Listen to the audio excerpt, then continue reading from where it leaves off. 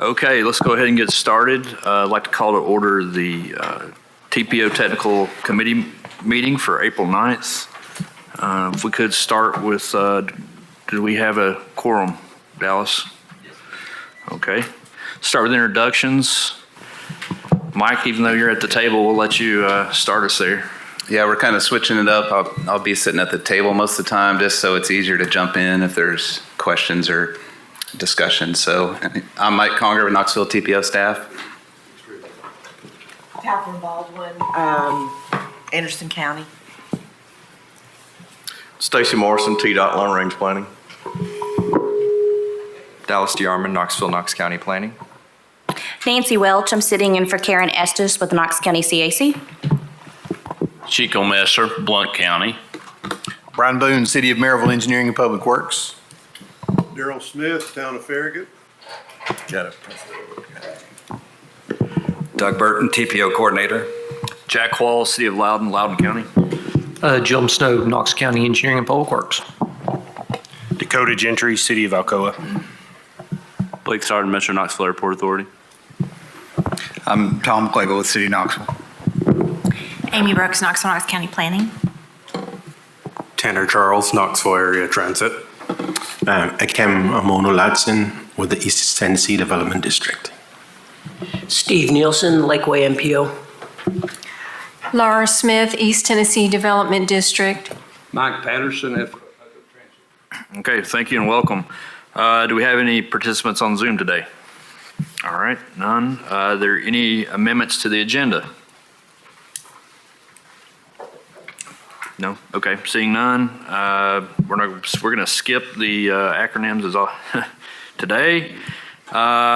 Minutes. Number 2, action item. Has everyone had a chance to review the minutes? Get a motion to approve. Second. Is there any discussion? Seeing none, all those in favor signify by saying aye. Aye. Those opposed? Aye. Motion passed. Number 3 is the fiscal year 2023-2026 TIP amendments. That's me. Mr. Conger. Yeah, I get to pinch hit for Craig Lukey today, who's recovering from the eclipse, I guess. Before you today, we have 2 project amendments. Total funding added is $27,825,300. Most of that's state STBG federal funds with matching state funds. This affects 1 existing project in a TIP and adds 1 new project. Both are air quality non-exempt. So I've put this map in here. This is the whole corridor. Both projects are on State Route 170, Edgemore Road in Oak Ridge, Anderson County. The existing one's shown in red there. That was what we called the east segment from Melton Lake Drive, which is the orange colored road, from there toward Clinton Highway. And now we're adding funding to that project, and then we're adding the other segment into the TIP, which is the purple one there from basically Oak Ridge Highway, Solway area to Melton Lake Drive. So this is kind of the first outcome of the new 10-year plan that TDOT released. This project was included in there for funding, and so now it's one of the fast-track projects, I would say, in the early short-term period of that 10-year plan. So we're already seeing fruits from that with this.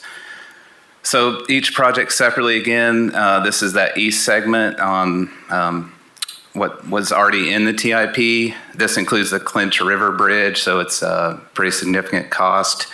We're adding funds for the right-of-way phase, as you can see here, programmed in FY 2025. Total cost has gone up from $55 million up to basically $252 million, so significant cost. And hopefully that's an overshot, but again, with that bridge in there, it's going to be pretty costly. So this is widening the corridor from 2 to 4 or 5 lanes. This section, I think, has a continuous center turn lane throughout. I've also shown on here in the 10-year plan, it's showing construction for this segment in fiscal year 2028. So the added project, the west segment, if you may recall, City Manager of Oak Ridge, Mark Watson, came and did a presentation on the congestion of this segment and asked for this actually to be moved ahead of the east segment in priority. He felt this was more important. So now this is in fact back in the TIP, brand new project for the TIP, adding the PED and right-of-way funding shown here. The total cost is less on this side, close to 100 million. And this one's actually projected to go to construction 1 year prior to the east segment, fiscal year 2027. So both of these, as I mentioned, are non-exempt from air quality because they're adding significant capacity, widening projects from 2 to 4 lanes. So we had to do an air quality conformity determination. For this, we were able to do what's called the short conformity report, which relies on a previous regional emissions analysis because we already had both of these projects in our mobility plan in the correct horizon, and we just have to verify nothing else has changed with how those were modeled for conformity as far as scope and termini, all of that. So that all checks out, and it's going through the it's already been through the interagency consultation, our air quality partners, their review, and now it's out for public comments, posted on our website, and available there till April 23rd. I think my clicker stopped working. So, something popped up here. Okay. So that's all I have for these. We do need a motion to approve both as well as certifying the metropolitan planning process. But if there are any questions, I can answer that. Okay. Kathy? Yep. So for the section. You want me to go back? For the section in Oak Ridge, which is Edgemore from Illinois to the bridge. Right.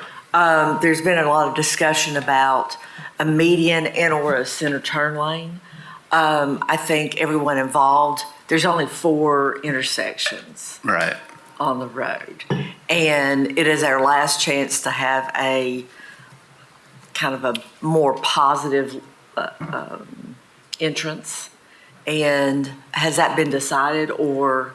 So I forgot to mention, we have Region 1 staff here who can address, specific design questions. So I kind of know the answer, but if you guys want to, do you want me to stay? Or, okay. So as far as I know, the west segment would be a median segment, and TPO staff worked with City of Oak Ridge to make that request, and we're happy to see that incorporated in the plans. As far as I know, they're still in the current plan set. It also includes multimodal facilities, greenway on one side, I think, and a sidewalk on the other side. So it should be a really great project to connect together the Oak Ridge Greenway system. And Hall Ridge. Yeah. So okay. All that is in there. This project description was made at the very front end, where we left it kind of generic based on to allow a median and or center turn lane. So that's just kind of carried forward to give flexibility.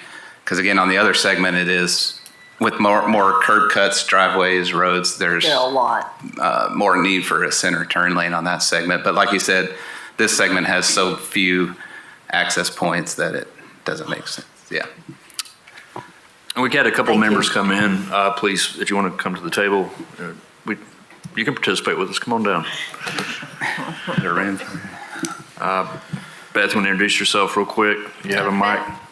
Beth Collins from Lenore City.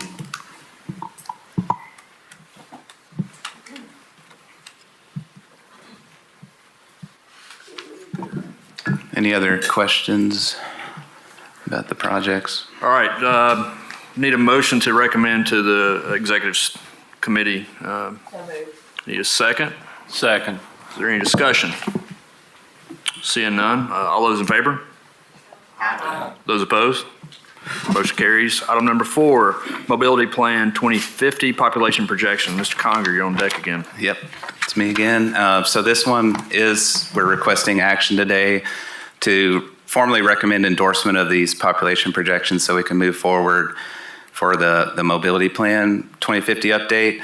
So a lot of you saw this presentation at I guess it was the February Technical Advisory Committee meetings. So I went through it in more detail there. I've got kind of an abbreviated presentation today from that, since some of you may not have been at that meeting. But The purpose of this is that we are required when we update the long-range plan each time to basically reset all the planning assumptions, bring them up to current date.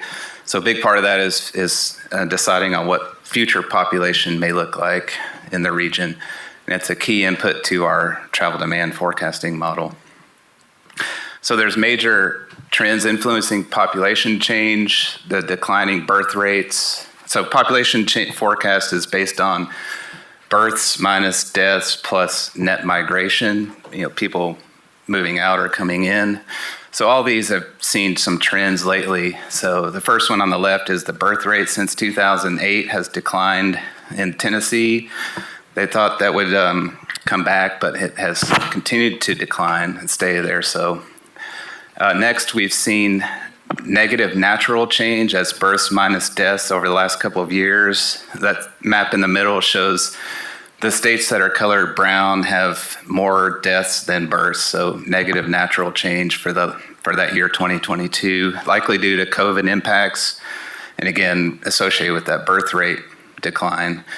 But finally, the other side of that is migration, where Tennessee is seeing a much higher in-migration than previous years. So that map on the far right shows the states in green that are getting more people coming in versus the purple where people moving out. So this shows, again, that migration in the 6-county region. At the previous meeting, I went through county by county, just showing the totals here. You can see the last 3 years on this chart have kind of spiked up, where we've seen in the 6-county region, which is Anderson, Blount, Knox, Loudoun, Roane, Sevier, pretty much double the amount of net in migration, or this is in migration, or that's the net, the in minus out. So double the amount of the previous period there. So I think everybody's experiencing this, seeing people moving into their counties. It's kind of across the region, all counties experiencing this. And then on the left side, I've just shown these are the major states contributing to that in migration. Of course, Tennessee is the highest on there with the proximity of other counties. But then we have states like Florida, Georgia, California, even Illinois, New York contributing a lot to this number. I would point out on the bottom, that blue line there again shows that natural change. So if it weren't for the net migration, we would be losing population over the last, 8 years or so. So now we're looking at the sources for projecting our future populations. We looked at three different ones. First is just to stick with what we had previously for the 2045 plan. And then we also looked at UT CBER, their numbers, which came out in 2022, forecasted at 2070. They only provide population by sex, age, and race. And then finally, there's a proprietary product that we purchased from Woods and Pool Economics. They put this out each year, so we bought the most recent one in 2023 that goes out to 2060. This provides forecasts for comprehensive set of variables that also things for employment and other demographic statistics there. So this chart shows again the 6-county total numbers forecasted, the historical back to 1990 and then up to the 2020, and then projecting from there forward to 2050. The white line is the previous projection for 2045. You see it stops in 2045 there. The orange line is the CBER number from UT, and the blue line is the Woods and Pool. So basically they track almost identical to one another. There's very little difference when you get out to 2050 of, they're both about 1.1 million total there. So it's not a huge difference between the two. And I think the biggest contributor is just that the Woods and Pool has reset in 2020. If you can kind of see it there, the orange and white lines are starting from a little bit lower starting point in 2020. So that kind of contributes to that difference in the future. We also look at employment, although employment is not as critical in our planning in the travel demand model process because trips are generated by each household. So the employment is just used to figure out how to distribute those trips around the region. So the places of employment attract the trips from the households. So we don't focus as much on this, but we still need to track that in the model, and especially the areas that we expect to see growth. So this chart just shows, again, back to 1990 out to 2050, the total employment, and it's broken down by 4 major sectors. What we call basic, that's like construction and farming, industrial, of course, manufacturing, the retail, and then service, which is the professional side of things. So that this has shown, I've got this table up at the top left that shows the trends for the past 30 years and then the 30 years looking forward. We continue to see that shift in the economy from the manufacturing side toward the service economy, professional and retail. So you can see the majority of the growth occurs in those 2 sectors of employment. Although I will say industrial is, whereas it actually declined in the 30 years between 1990 and 2020, we are showing some growth out for the next 30-year period. And we've seen some big announcements, and I think even that might be pessimistic based on what we're seeing with in industrial new recruitment that we're seeing in Loudoun County and, of course, Blount County with the Smith & Wesson plant and other things like that. So, but that's why we track this and update every 4 years to keep up with that. So in summary, we're updating our base year from 2018 to 2022, and we're, again, charged with updating our planning assumptions, making sure they're current, and keeping up with those population trends. Are these going to be short or long term? Of course, we don't know for sure. Over the last couple of years, everything's been affected pretty dramatically by COVID and how we established a new normal coming out of that. We did look at the 2 data sources. At the end of the day, our recommendation is to go ahead and use the Woods and Pool data source because the main reason being that it provides those other variables that we need to use for the child demand model, and so that they're consistent with one another is the preference there. So on this slide here, I've got it broken down by each county for population employment. This is also in your packet as attachment number 4. Again, not a whole lot of difference either between those 2 sources. So I think that's all I have for presentation. If there are any questions. Are there any questions for Mike? All right, we need a motion to recommend endorsement to the executive board. Motion to approve. I need a second. Second. Is there any discussion? All right, seeing none. All those in favor? Aye. Opposed? Motion carries. Item number, okay. Item number 5, Broadway Accelerated Bus Corridor presentation. Doug? Yeah, I'd like to go ahead and introduce this. This is the Broadway Accelerated Bus Corridor. This is the Broadway in Knoxville, Tennessee. We have with us both city staff, Jonathan West and Karen McKeon, and their consultant team, WSP. I'm not sure who's are y'all gonna introduce it, or just the consultant, Andrew Sonner, I guess, is gonna take off with it. This is a project. It's been around for a few years. It's a great project between the city of Knoxville and CAT. And as with everything, over time, there's going to be some changes, and we're going to probably be bringing you an amendment next month. So we thought this would be a great opportunity to bring an update to the project, because some of you may not even have been on the committee when it was originally initiated. So we're going to turn it over to Andrew here, former technical committee member himself. And so go ahead. Good to see everyone. I've been the PM of this project since. Which you probably don't need a microphone with my voice, but I've been the PM on this project, the North Broadway Accelerated Bus Corridor, and you'll be hearing me say ABC, just it's easier. We're going to go through sort of the project background and the original CMAQ application scope and the changes that have ensued since that time, then look at the current TIP amendment, then the requested future TIP amendment and funding. So a little bit about the background. This project was originally estimated to be 36 months, a 3-year project. It builds on the city's ATMS project and the CATS, CAT and AVL communications. The corridor itself on Broadway, North Broadway, has approximately 23,000 passengers, and Broadway is listed as a congested corridor on the 2040 Long-Range Mobility Plan.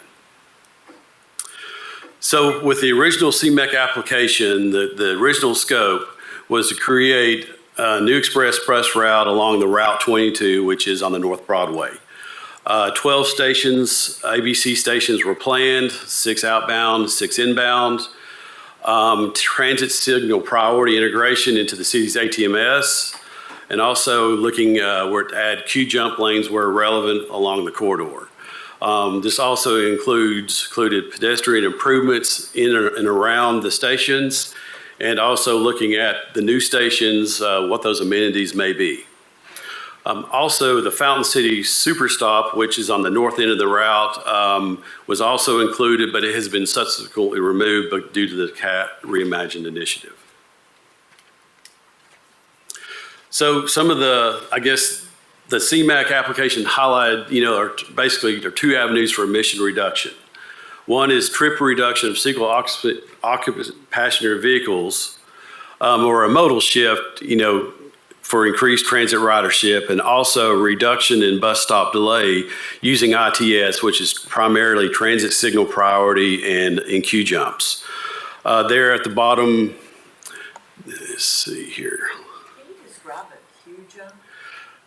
Pictures later. Yeah, I have some pictures later, but a Q jump is the bus is allowed to use the right lane of the roadway with some signal upgrades to allow it to go through that right lane so it progresses quicker. And transit signal priority also is the same concept. As the bus arrives at the stop, if it's going through a signal, it will preemptively, the signal will know that the bus is there and preemptively change that cycle if it makes sense, so it gets that green to go through, so your headway times are reduced or your frequency are higher. And here in the table is just sort of some estimated, annual reductions per year of pollutants. I won't go into detail. You can see that, or if you want to come back, we can look at it a bit. Also, there are 2 other projects that are sort of related to this corridor project. One is the Advanced Traffic Management System Phase 1, where there's signal upgrades and fiber placement in Kingston Pike and Broadway. That will directly tie into what TSP has done in the Q jumps. Also, the First Creek Greenway Broadway Streetscapes project along the corridor, that we'll have at least one stop that sort of integrates into that project. So I'm going to go a bit through the timeline of the project, and it's a little dry, but I think it gives you a flavor of sort of what has gone on and what changes have been made.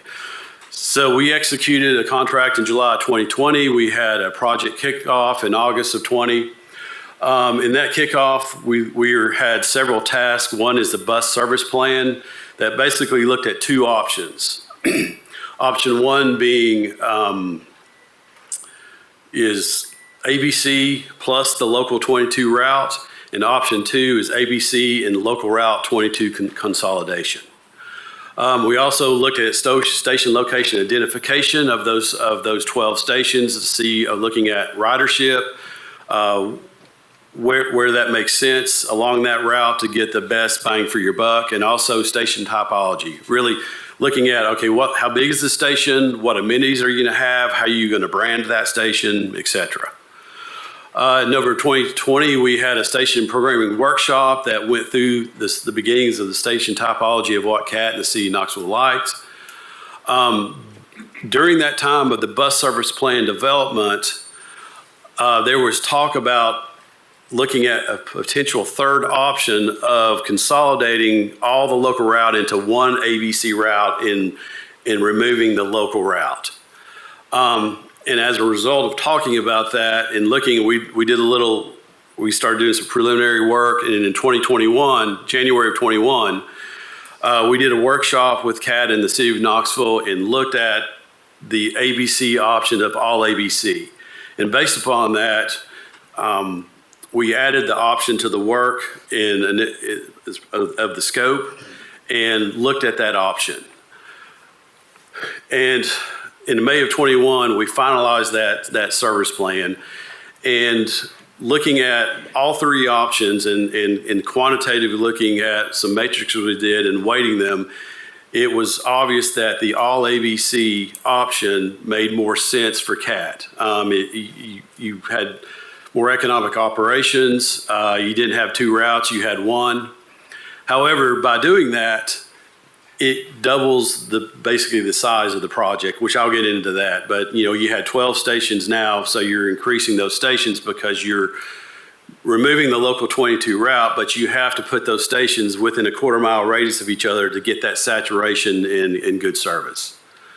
Also, sort of consecutively, we did a traffic and parking tech memo, which really looked at where TSP could be used, where Q jumps could be used, and also looking at ridership. In around June, we had our last progress meeting due to some TDOT contract issues, and we really didn't pick back up until September of 22. So there was a hiatus, and during that time, there was quite a bit of staffing changes with the city of Knoxville, a little bit within us and TDOT local programs. So when we got back in September of 22, there was a lot of, I guess, relearning of the project with city staff and going back over a lot of the documentation that we've done. And also, now that we had chosen option 3, there was more work to be done due to the increase in stations. In April 23, we finalized the station location memo, which really outlined where all the stations are proposed to be. And you have to do this pre-NEPA to know sort of where those stations are, looking at potential right-of-way needs, utility conflicts, pedestrian, et cetera. And then in July of 23, we did a 15% design of the stations themselves, sort of to give a look of what they look like and what amenities. And we basically came up with 2 stations, a basic and a standard, where a standard station has more amenities and a basic has less. And that really depended on ridership primarily, and also costs, which I'll show you what those basic and standard stations will look like shortly. Let's see, in early summer of 23, now that we had this base document done, we started initial coordination with NEPA. This last fall, we drafted concept of operation and minimal technical requirements for the signal system, looking at TSP and Q jumps. And that ConOps and MTR was finalized in 24. In February, we amended the scope and budget of our contract for more NEPA and design services due to the expansion of the project.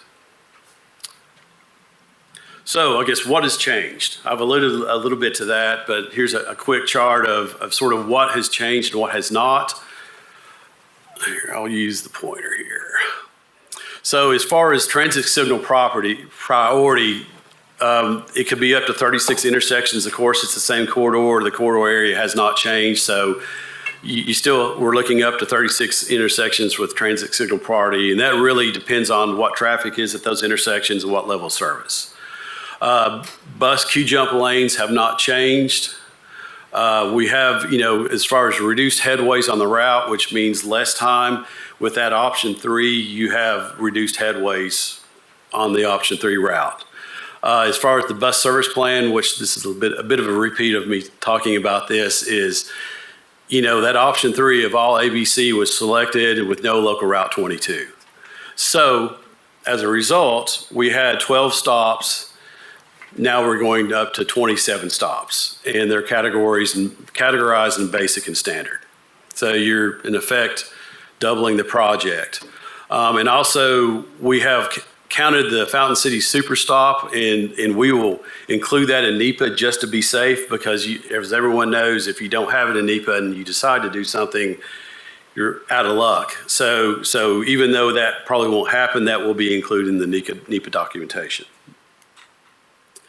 So here are two renderings of a basic and a standard station. Both stations are basically a 10 by 50 foot pad, and also then you would have a concrete pad in the through lane just to help with asphalt shoving. But the main difference from the standard and the basic, the standard has a shelter, it has lean rails and seating, and of course you're going to have more of that. Trash receptacle, you're going to have a sort of a branding area. Then also you have some digital readout of bus schedules and communications. Whereas in the basic station, you really just have the bench, a leaning rail, trash receptacle, but no shelter. And you don't have that electronic information, but you do have sort of the branding light and the branding of the system. Okay, just to show very quickly, just sort of, I guess, what it looked like before, then what we're recommending now as far as increase the stations. You know, originally we looked at stations where these blue dots are along the route, you know, and that also is inclusive of the local 22. So between the ABC stations, you had that local 22 route. Looking at all ABC, we went back and reanalyzed, and of course you're keeping the high ridership stations that are pretty much the same here, but you're adding and looking at stations in between and trying to keep that quarter-mile radius, which I guess the teal circles are sort of a quarter-mile radius, and trying to keep that so as people, if they have to walk to a station one way or the other, they can try to be within that quarter mile. And the bigger circles here are standard, and the smaller circles are basic stations. Also, just this from the station location memo, and I know that's a little hard to see, but what we did is we cited the stations in green here is looking at pedestrian upgrades. The red, this is recommended Q jump. We also looked at, we have GIS right-of-way, GIS, utilities and property lines, even though we know they're not very accurate, but you get an idea of what right-of-way may be needed, what utility conflicts you may have. And we also, visited the site, looked at it and looked at potential drainage, so we could get that playing level cost estimate and prepare for design. Any questions so far?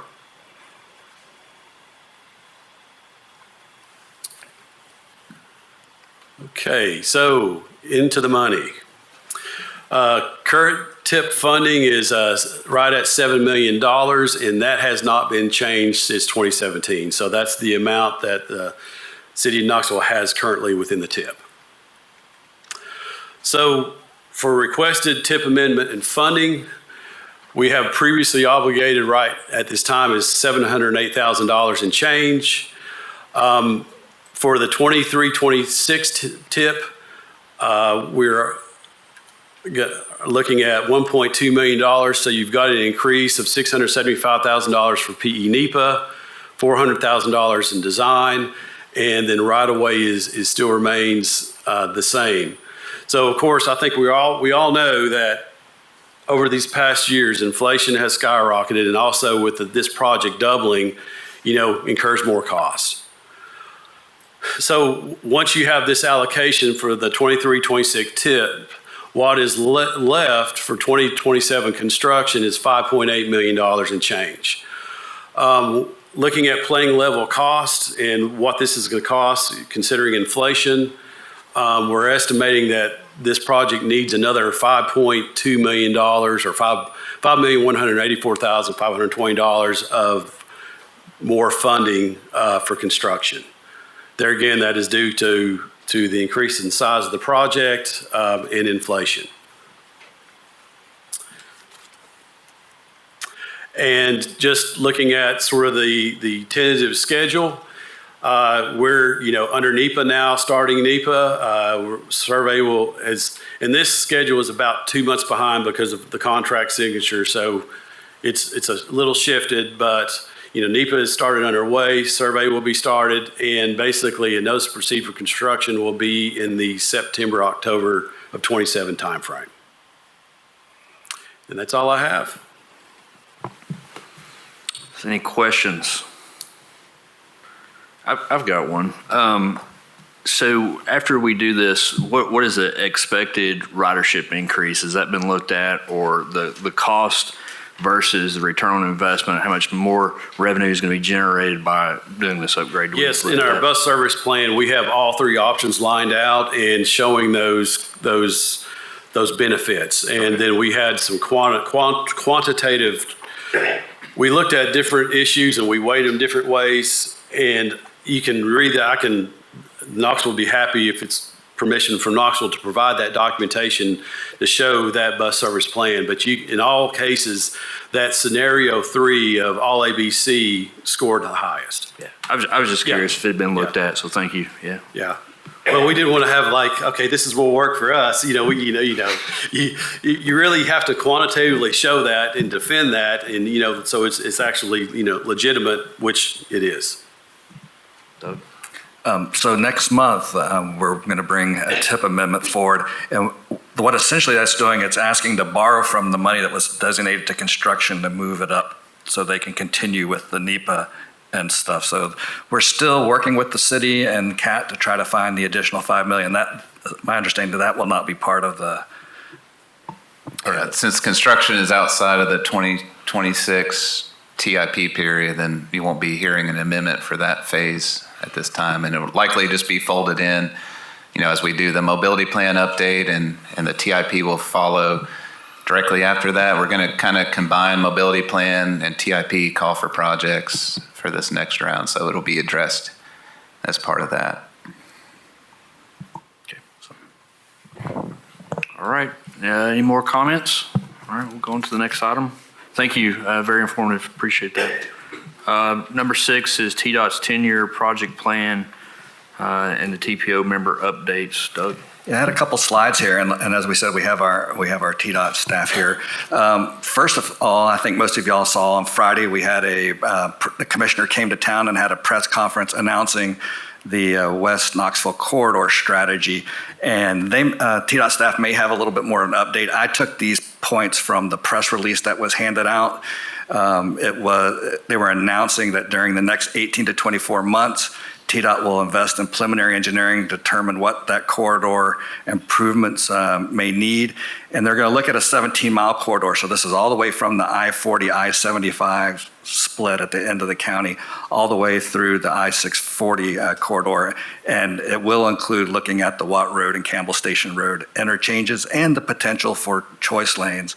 And a lot of this is like this preliminary engineering work, the data collection, looking at previous studies, existing condition analysis, and traffic analysis. So from my understanding, it does not represent the full cost of the project that will be further developed as they go through the study process, and they will be actively looking at ways to leverage other dollars and partner with some of the other jurisdictions. Now, that's what we heard on Friday. I will say, in talking to various mayors and people, we got a little bit, some people thought there was, I guess, more expectation or less expectation. We kept hearing one person say, oh, this is what this is. So I don't know if TDOT has a little bit more than this at this point to add, or if that still kind of generally covers.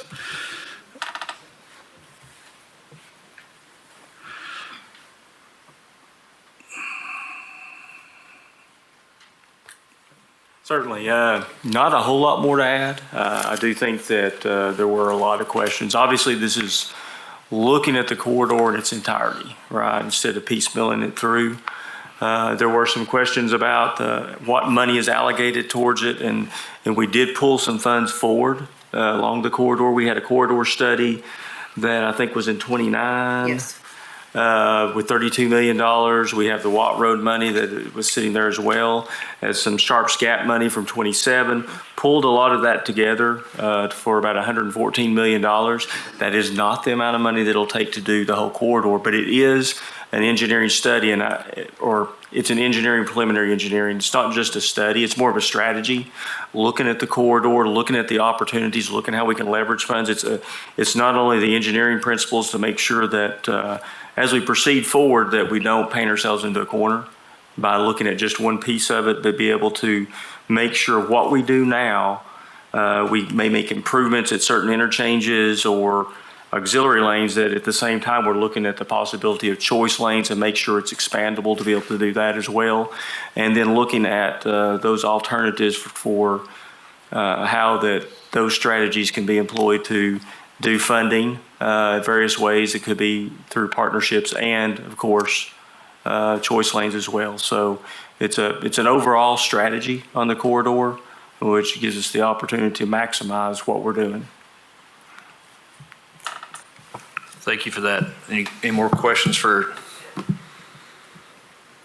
Then yesterday, we forwarded out to staff the TDOT 3-year plan for fiscal years 25 to 27 was released, and I highlighted some of the projects that were noted on that. It's the 2 Anderson County Edgemore Road projects that I guess Mike just covered in the tip. There's also the Corridor Priority Investment Project, which was the announcement on Friday. The Emory Road Interchange construction for fiscal year 25. And then there's the Loudoun County I-75. They call it rural widening, but it is in our, at least a good portion of it is in our area. And then if you go back through the back of there's various resurfacing, bridge replacement, safety improvements, and transit funding listed. Those are more general categories, but there is funding available for projects for our area in there. So that was the 3-year plan. I don't know if there's anything else more on that or if anyone has any questions, but just wanted to draw that to your attention. Okay. Catherine. I have a question.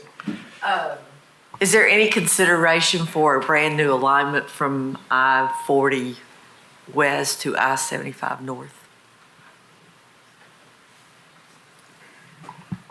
I guess you're talking more of a type of a bypass type situation. Yes. The orange route. The old orange route. So yes, as part of the study and engineering analysis and engineering along the corridor, all of those previous studies, all of the other options will be looked at as well as part of the corridor, certainly, to make sure that we get the best strategy there to be able to handle the growth. You know, we talked a lot about growth earlier, Mike did, of what's coming here, continues to come here, and being able to make sure that we set ourselves up for success. With the blessing of having a large corridor that runs through the middle of our area, and the curse, right, of the challenge of that. So being able to make sure that we maximize those opportunities to be able to handle the growth that we're going to see continue. I think his point of we have this one massive corridor that goes to the middle of town. Yes. And how many times can you add a lane to it? And when it stops, it's just a bigger parking lot.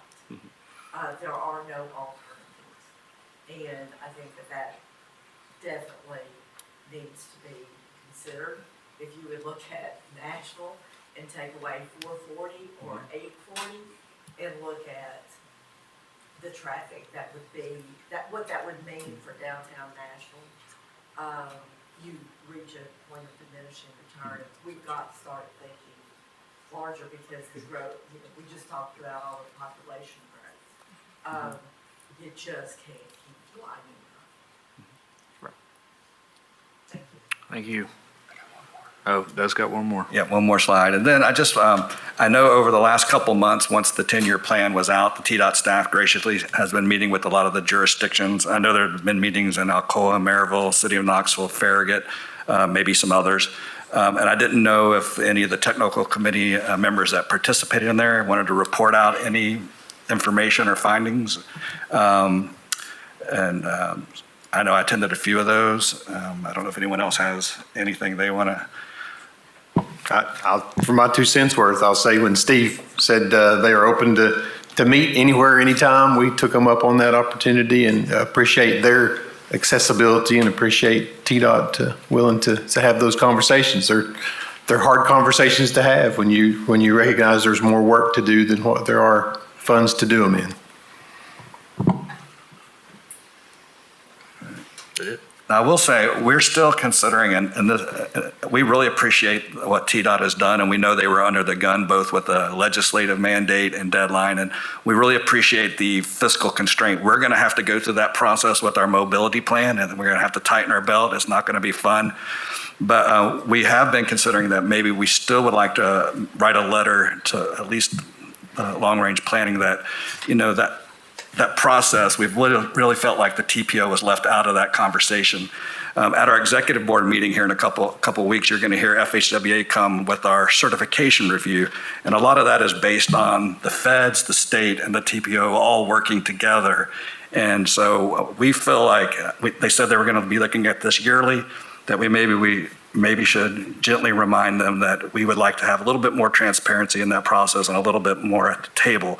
Now, I don't know if the other members here agree with that. We're kind of, that's something, we would only do that if the technical committee and the executive board felt like it was worth writing that letter. But I just throw that out there. That's something that staff has been mulling over. I don't know if anyone has an opinion on that or not. Thoughts? No one's going to say anything. You may pick on somebody?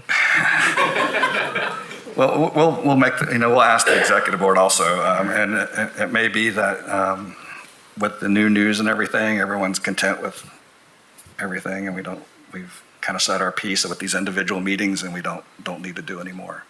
Yeah. I think we're also, it's 10-year plan is still something new. We're still trying to figure, how that is from the old 3-year plan and how it all works. So I think personally, that's kind of where I'm at with it. But I think, thank you TDOT for the continued communication and working with us as local partners. So we appreciate that. But and as I noted, we know they were under the gun to get something done. So, but we just hope in the future, that we can be a little bit more involved. All right, number 7, TDOT and FHWA updates. I'll go ahead. Yes, sir, Mr. Morrison. Yes, sir. Stacy Morrison, I'm the planning manager for community transportation. I'm here today because Troy and Michelle are both out of state today, so I'm gladly here to give you planning updates.